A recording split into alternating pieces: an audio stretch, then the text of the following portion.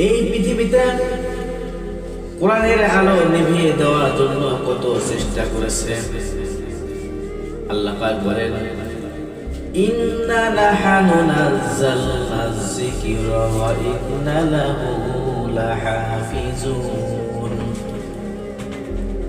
আল্লাহ রাব্বুল আলামিন কোরআনুল কারীমকে নাযিল করেছেন, আর এর হেফাজত আল্লাহ তাআলা নিজেই করবেন। এই পৃথিবীতে যারা কোরআনের বিরোধিতা করেছে, কোরআনের সঙ্গে বেয়াদবি করেছে, কোরআনের বিপক্ষে কথা বলেছে, কোরআন ওয়ালাদের উপর জুলুম, নির্যাতন, অন্যায়, অত্যাচার চালিয়েছে, আল্লাহ রাব্বুল আলামিন তাদেরকে দুনিয়াতেই লাঞ্ছিত, অপমানিত করে ধ্বংস করে দিয়েছেন।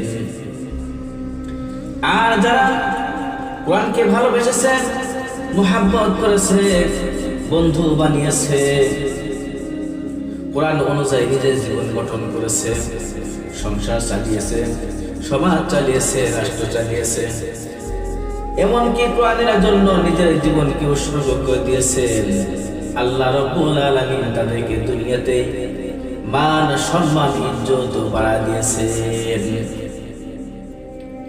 শুধু তাই নয়, কবরেও চিন্তা থাকবে না, হাসরেও চিন্তা থাকবে না, মিজানেও চিন্তা থাকবে না, কোথায়ও তার চিন্তা থাকবে না।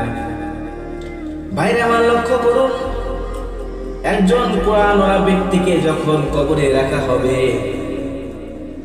কবরে ফেরেশতা এসে প্রশ্ন করবে, যে প্রশ্ন আপনাকে, আমাকে, সবাইকে করা হবে, যদি সেই প্রশ্নের জবাব দেওয়া হয়, তাহলে কবরটা জান্নাতের বাগান হয়ে যাবে।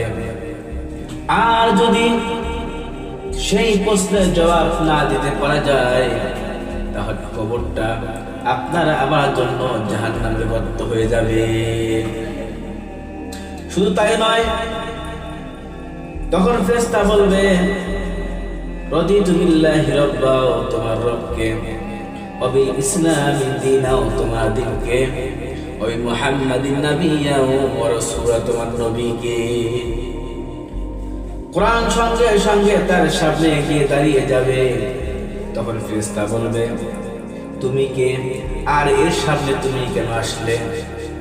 তখন বলবেন, আমি সেই কোরআন যা আল্লাহ রাব্বুল আলামিন দুনিয়াতে নাযিল করেছিলেন মানুষের হিদায়াতের জন্য, অন্ধকার থেকে আলোর পথে আনার জন্য, আর জাহান্নাম থেকে বাঁচিয়ে জান্নাতে আনার জন্য।